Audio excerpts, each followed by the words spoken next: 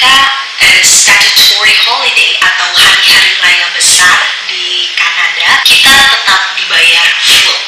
Jadi kita tetap dibayar 8 jam, seperti selayaknya kita bekerja di hari itu, bahkan ada biaya tambahannya. Apa aja hari-hari besar?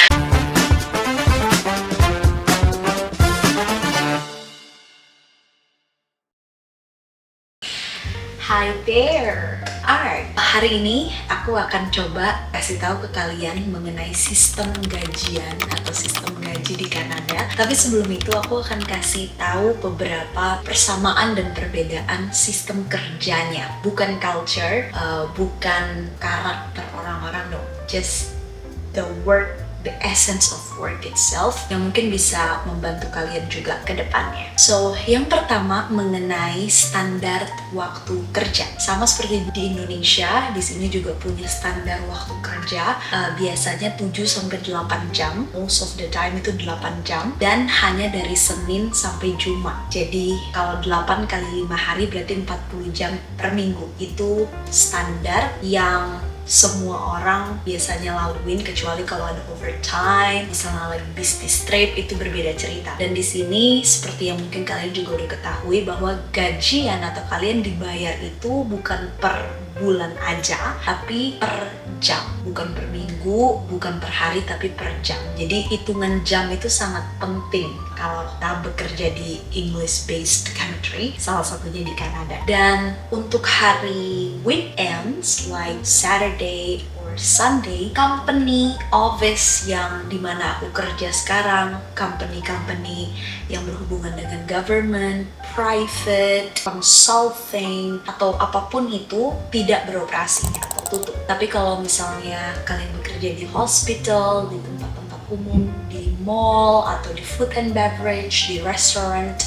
kalian bisa bekerja depends on your shift. Nah, ini beda lagi. Jadi kalau kalian bekerja shift-shiftan, biasanya kalian bekerja 7 jam, kadang bisa 6 jam, tergantung dari perusahaan atau store atau restoran tersebut. Kalau misalnya jadi pelayan, kita mulai dari jam 7 pagi, selesai misalnya jam 1, jam 2 siang, nanti dilanjutin lagi shift yang kedua dari jam 2 sampai jam 7 malam. Biasanya restoran, cafe di sini tuh tutup jam 7 atau jam 8 maksimal, tapi most of them tutup udah dari jam 5 sore. Ya, jadi nggak serame kalau di Indonesia. Kita tuh malamnya rame banget, banyak jajan-jajanan. Kalau di sini malam biasanya udah di rumah. Jadi kalau kalian belum nonton video aku tentang culture shock apa yang ada di Kanada, aku saranin kalian nonton, karena di situ aku juga kasih tahu dan jelasin mengenai apa sih pengertian work-life balance versi Western countries. Alright, lalu yang selanjutnya aku mau ngasih pendahuluan juga mengenai UMR atau minimum wage. Di sini juga ada minimum wage, yaitu bergantung kepada provinsinya. Kanada dibagi menjadi 3 negara bagian dan 10 provinsi. Jadi di setiap provinsi ini mempunyai minimum wage atau UMR bahasanya kita sendiri, dan masing-masing berbeda gitu satu dengan yang lain. Tapi aku bisa kasih gambaran, itu sekitar 14 sampai 16 Canadian dollar per hour. Jadi kalau kita kaliin 11.700, kita konversikan ke rupiah, itu sekitar 180.000, 170.000 per jam. Apapun pekerjaan kalian, mau kalian sebagai student atau sebagai pekerja full time kontrak, itu adalah minimum gaji yang akan kalian dapatkan, tergantung balik lagi di provinsi apa kalian bekerja. Next yang juga sangat unik dan menurut aku positif adalah ketika statutory holiday atau hari-hari raya besar di Kanada, kita tetap dibayar full.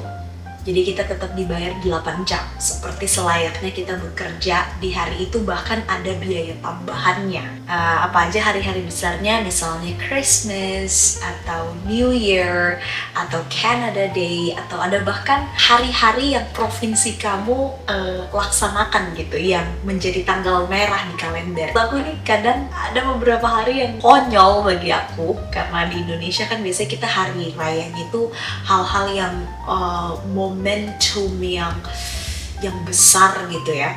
Tapi ada di sini hari-hari yang aku sendiri juga ngerasa esensinya itu kurang serius, tapi dijadiin hari besar, dan di hari tersebut kita dibayar full.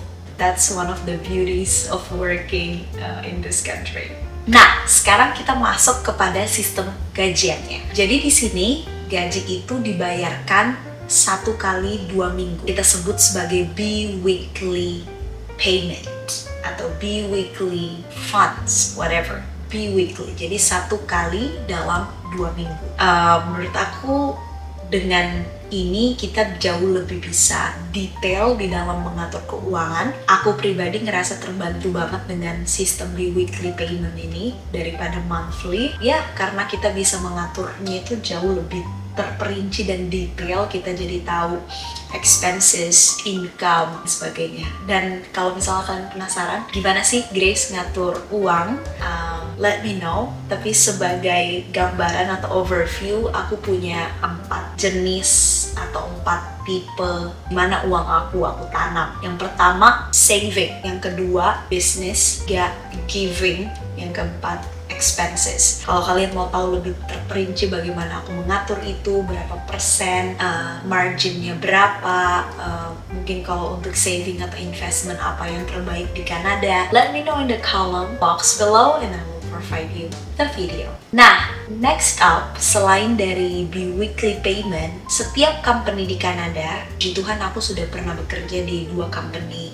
di Kanada di bidang oil and gas dan energi, dan sekarang ada di energi terbarukan atau transisi energi. Dan di 2 company di mana aku bekerja ini, aku selalu mendapatkan report atau detail dari salary atau keuangan itu secara terperinci. Jadi aku tahu mereka bayar berapa ke aku sampai koma-komanya, berapa yang dideducted karena income tax di sini cukup besar. Aku juga udah cover ini di video aku yang ngebahas tentang culture shock. Di sana aku specify bahwa dideducted 28-30%, and that's a lot of money, I know. Nanti di tahun berikutnya kalau misalnya kalian masih, terutama kalian masih berpendidikan, masih mahasiswa, dan uang teks ini tidak terpakai sama sekali, maka bisa dikembalikan lagi sama kalian. Tapi intinya di setiap bi-weekly atau di setiap gajian yang kalian per 2 minggu itu, yang kalian terima itu udah bersih. Sehingga kalian nggak perlu bayar pajak lagi karena udah ditarik langsung kepada government. Dan yang ditarik itu bukan hanya pajak, tapi juga termasuk ada yang namanya CPP atau Canadian Pension Plan. Ada beberapa hal lagi yang dideducted. Semuanya itu ada statementnya, ada reportnya yang jelas. Jadi sangat transparan, kalian tahu uang kalian kemana, dan aku rasa untuk tax yang segitu besarnya kepada income tax, dan aku lihat dari bagaimana kehidupan Kanada yang balance, tidak ada jalanan yang bolong, air bersih, aku tidak perlu bayar air. Hal-hal ini menurut aku menjadi worth it, kesehatan juga gratis gitu. Jadi meskipun bayar pajak yang agak besar, apalagi kalau di-compare sama negara kita, tapi dengan jaminan hidup, kelayakan, aku jadi rela gitu loh. Dan at the end of the day kita juga bisa dapat refund. So, menurut aku itu adalah hal-hal mengenai sistem gajian yang kalian perlu tahu sebelum kalian ke Kanada. Kalau misalnya kalian udah di Kanada dan mungkin ada hal-hal yang aku miss, tolong tambahin ya di kolom komentar di bawah, jadi kita sama-sama belajar. Again, thank you so much for watching. If you guys haven't subscribed yet, please do so, dan share ini ke teman-teman yang mungkin mau ke luar negeri, mau ke US atau Kanada, dan mungkin butuh beberapa saran dan masukan. Channel ini bisa menjadi jawaban bagi kalian. So, I'll see you guys next week. Love you all. Bye.